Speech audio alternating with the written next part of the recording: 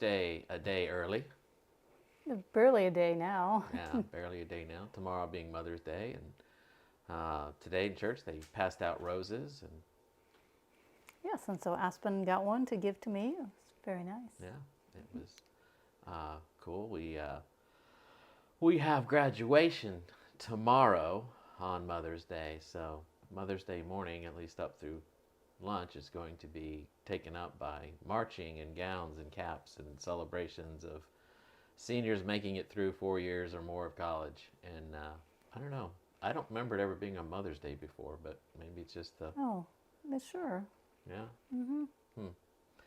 Yeah. So anyway, we are doing Mother's Day, and that would be Fluff, our cat, getting in front of the camera.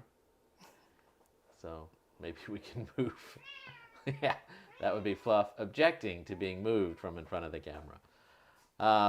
Anyway, yeah, you were just commenting. Fluff's been with us for 5 years now. Almost A 5. stray cat that we took in. Yeah. And yeah, so I know Miranda's talking about, she's going to talk about her mom, and she asked, oh, you say something about your mom. And I was trying to think what I could say about my mom.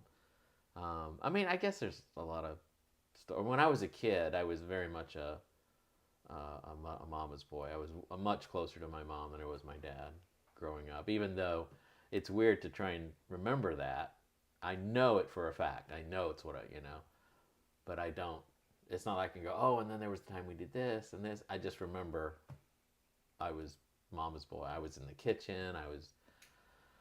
I don't know, just doing stuff for her. And probably because my older brother, if you're watching this, Craig, I apologize, but you know it's true, always pitched a fit anytime they asked him to do anything, clean this or help this. So I was always overly helpful, trying to make up for the frustration they had to deal with, with my Craig. And, so I guess that was helpful. But, she's impressive. She had to reinvent herself several times through life. My mom and dad divorced when I just started college, I guess. And she hadn't done anything in her life. She'd barely graduated high school and got married and had 3 kids. And so when they divorced, she didn't have any education. So she went back and she got her real estate license and started her own real estate business and was very successful. And then she started her own construction company and started building houses and did that for a while and was really good at it. And I don't know how many years ago, at some point she had to be in her 60s when she went back to school and got her pharmacy tech license and started working at CVS. And I was like, wow, this is my mom. It just makes you wonder what could have been, had she not gotten married right out of high school and had 3 kids. And my dad, I mean, obviously I'm glad we're here, but she's definitely someone who had drive and ability. Mm-hmm. What could she have? Yeah. Yeah. That's true. I don't know. Anyway, happy Mother's Day, Mom. And now, Miranda. Well, I had to wait because I never know if you're finished or not. So, yes. Neither do I. Yes. See, I keep you going. Every time I try. Oh, sorry. Go ahead. All right. So since, as Brett already said, tomorrow's Mother's Day, I just thought I'd tell a story about my mother to illustrate the point that I'm going to make. So my mother, like Brett's mom, was a very determined woman. I don't know that your mother had this gentle Southern. Very Southern. From Yes. Alabama. Yes, but she still, when she decided to do something, obviously, she stuck with it. And it took grit to do it. Yeah, she had Southern grit. Yeah. So, but my mom was probably raised a little bit different than your mother. Your mother was raised in the South. My mother was born and raised in North Dakota, a little nowhere town in North Dakota, farming community. And her own mother died when she was 8 years old. And her older siblings, it wasn't too long after that, I think, that they were all, had moved out and gotten married and such. And in her community, basically, girls were not expected to go to school past the 8th grade. Because They Wow. wouldn't need that education. They were just going to, get married and have kids, and they didn't need anything more than an 8th grade education. Besides that, I'm sure they could, work at home. Mhm. So, Yeah. but you know what? She wanted more than that. She wanted more than what she saw around her, and so she took all of her high school by correspondence, and she paid for her stamps by, okay, at that point in time, I guess the prairie around there was overrun with gophers. And so the government was offering a penny a tail.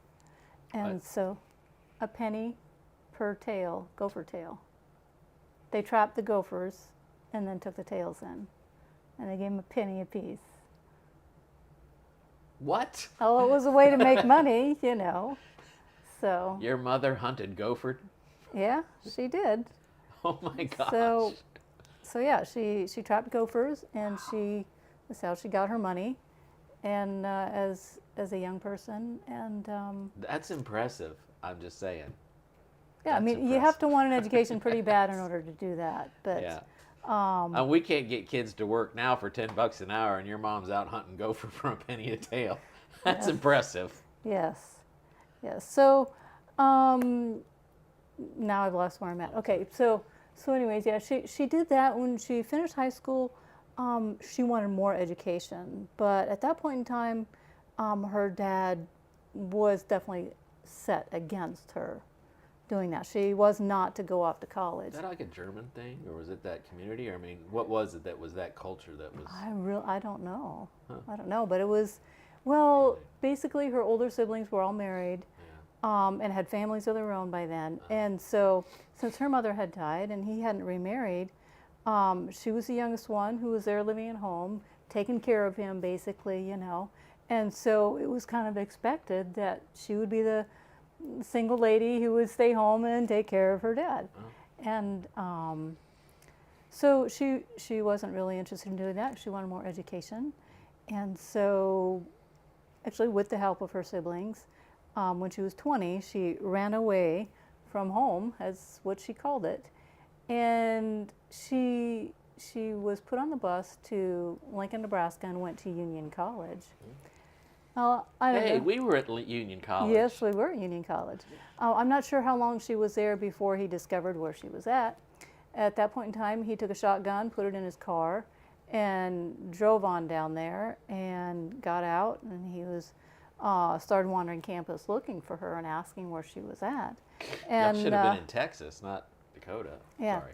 So she had friends who told her, hey, your dad's out there, you need to stay inside.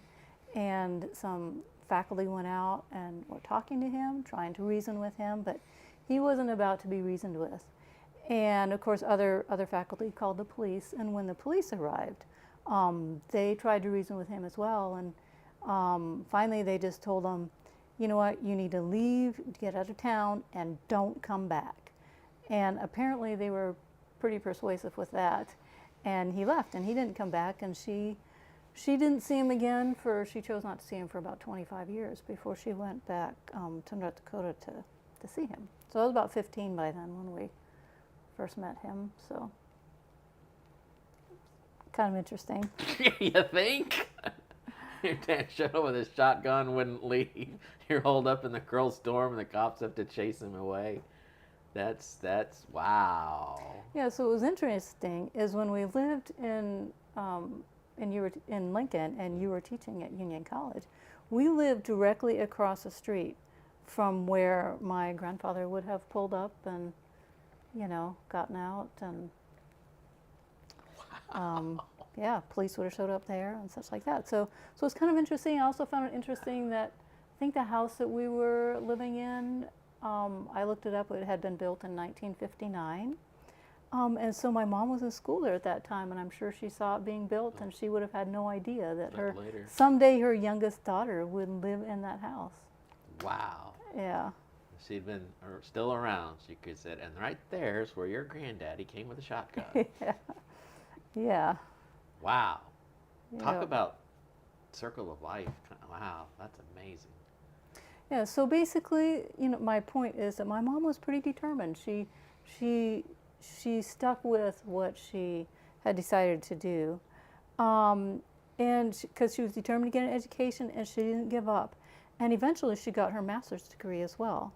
And so I just want to say that God is determined as well. He wants to spend eternity with us, everyone. And so he goes the extra mile for everyone, seeking ways to, well, think about the disciples, for example. They spent 3 years on earth with him. And think of all the times that he told them things. They saw him do things. He did things for them. Take Peter, for example. All the things, all the ways he revealed himself to his disciples. Yeah. And he does the same for us. Whether we choose to be open to that or not, it's our own free will.